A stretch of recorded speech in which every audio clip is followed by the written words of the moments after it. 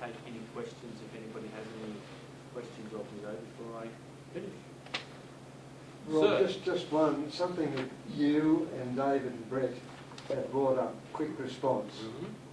Now, here in this Canobra zone, due to the administration and our practicalities, we have an unenviable or enviable reputation for hitting fires hard and fast. Yes. Now, it's come to our notice in some of the Gumtree meetings that there has been a question as if you're doing so well in Canobras, why have you got the number of firefighting vehicles that you have? Well, there's a murmur about that, and Really? it's because we have those resources as we're able to do it. And to have that questioning, I hope it doesn't come from, it's just a murmur. I haven't heard anything No. about it. Well, it's brought up and it's something that because we have those resources, that's how we hasten to do it. Okay. I haven't heard anything about it, and look, I'm a great believer in when something works, don't muck with it. So, you know, I mean, look, if you genuinely need resources, we're not gonna be pulling them off you. It's you know, the allocation of resources. I mean, I won't say. I've got to say, and I'm not talking about Canobras because it wouldn't be somewhere that I don't know your particular circumstance, but you know, sooner or later we get X amount of dollars. We've got to spread around. It's not so much about the resources you have. I think it's about the replacement of them. Do you know what I mean? That's where we do. And I'll give you an example. What happens is, in some cases, and we do have some issues, is, you know, a brigade in Waikakalong has an old Inter, and, you know, we push hard to try and get them a new truck. We get them a new truck, and what do they do with the old truck? They get us a second truck. And so what happens is, we don't reduce the age of the fleet, we keep the old truck, and then what happens is, we're paying for maintenance then on 2 trucks.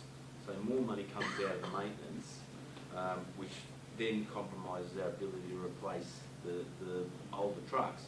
And then what happens is, we're going to ask again, well, why aren't you getting rid of these old trucks? And you're like, well, we're just bloody got rid of them. You see what I mean? So, and I don't know whether that situation is what you're talking about, but that is something that we have found as a challenge.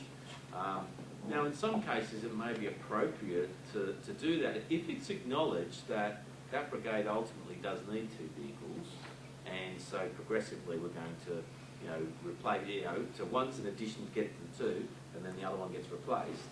So, but if the brigade was, say, only agreed to have 1, but then they wanted to keep the other one, then it does become a challenge for us because of maintenance. It doesn't have the safety stuff, and yeah, I'm sure you understand the issues I'm talking about, but there's certainly no, I haven't heard anything about saying, well, if you're doing such a good job, we don't need as many trucks. I've got to say that, I haven't heard that at all. Thank you. I've got one little quick question that might be a bit trivial, but we spend something, I don't know, about $290 on Cat 1 now. 290,000 I should say.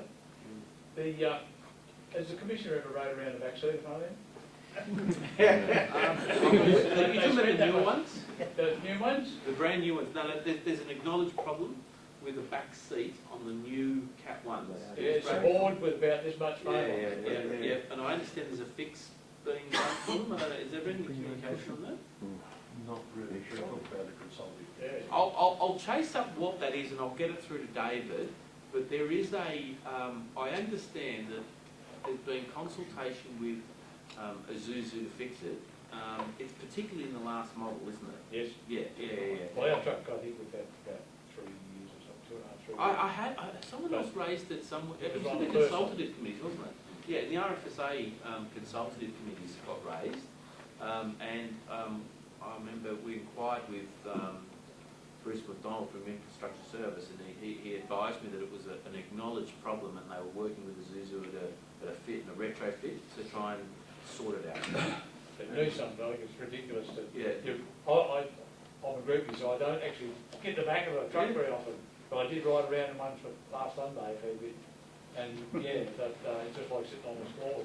Well, I went halfway to Victoria in the back of ours, and it was. Well, that's what I was trying to get to. Look, appointments. I'll be the first to admit it's been a couple of years since I've ridden in the back of that one. Well, you better get into one the next one. Yeah. Sydney. I'll follow it up for you. You're right. You can drive out back Sydney if you like, sit in the van. I might just get there for the meeting. There is actually a upholsterer who has actually got a kit out that I can give you the name of that later if you want. Okay. I think the Susan were doing something though. I thought. Well, Azusa is not. I think Subrogades couldn't wait.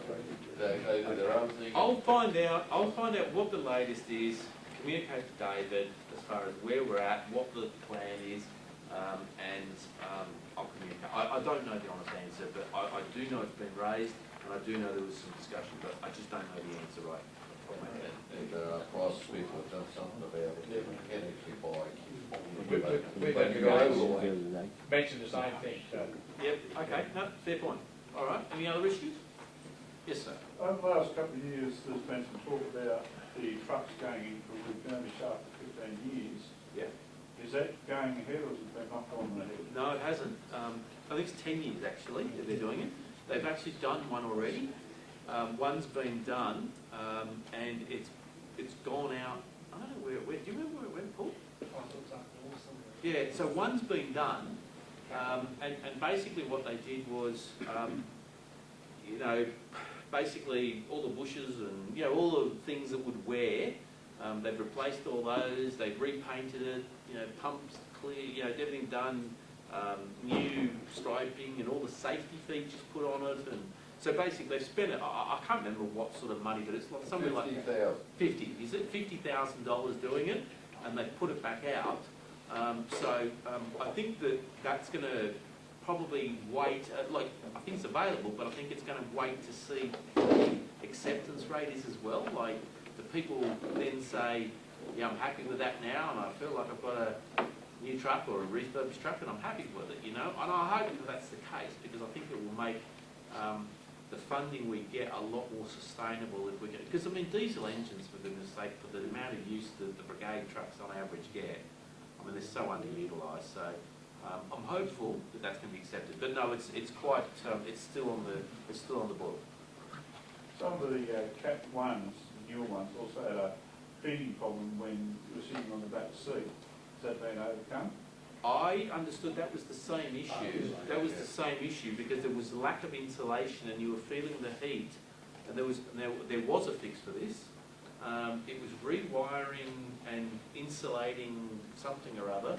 I can't remember what it was, but there was some doohickey that ran somewhere, and that was what was putting the heat up. And they wrapped, I don't know, alpha or something. I don't know. Something. They've done something to eliminate the heating problem.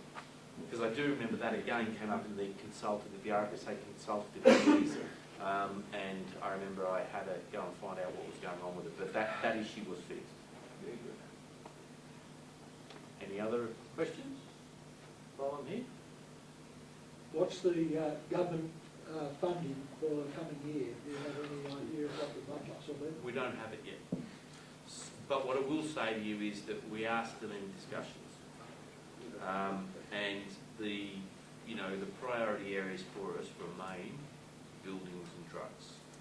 That's the priority areas we have to try and make sure we have sufficient fundings to meet the demand of the bids we get from local areas, particularly about equipment, trucks and stations. So that's the priority, but we don't have it yet. But look, it's an interesting position because we've got an election coming up next year. So, I guess we'll just have to wait and see. But certainly, talk to your local member. He's gone. Any other questions before I wrap up? Just one thing. Yes. Do you have any concerns with the fact that most of these truck cabins are replaced? Trimming. Well, there is a lot of replacement being done now on the newer ones of the. Are you talking about internal? Or are you talking about External. Yeah, well, they are replacing a lot of stuff now that has commonly been burnt before and melted. So there's a lot of, I guess, removal and replacement of things that are that were common. Like we'd find trucks that got a bit close to a fire and all these bits melted. And so those bits that commonly did that, they are trying to progressively address those. I guess inevitably newer vehicles, whatever they are have got a lot more plastic in them than they used to have. Same as cars, and even in the car, I mean, you're flat out trying to find the bits that aren't plastic in the car anymore. So, look, I mean, it's not something that, we would dismiss. I think we have to keep working on it. But I think the fact is the trucks are still inherently a lot more safer than they were years ago, considering we've got the blankets, the flash things, the spray bars. So there's a lot of safety features built in, but I'm also aware of the plastic outside, but also inside, as in when it gets heated and the fumes, and so look, it is a constant battle, I guess, we've got between trying to keep the cost of a vehicle down to get more of them, versus trying to make them as resilient as they possibly can be. So I don't think we have. I mean, we could go out and buy something for $800,000 or $900,000 a pop, and it could be like no plastic and be like a tank, but we're not going to get many of them out there, and then people don't get the replacement. So I mean, I guess we've just got that balance. I think that's probably the best answer I could give you. What was going on? Replacement vehicles for Cat 9s. Been looking for replacement for them. I'll be honest, I don't know. Okay. I honestly don't know where the Cat 9 program is at. I know that there was some different things being looked at. I know they were looking at a Mercedes at one stage. But I honestly don't know. I'd be just guessing. I don't know unless you.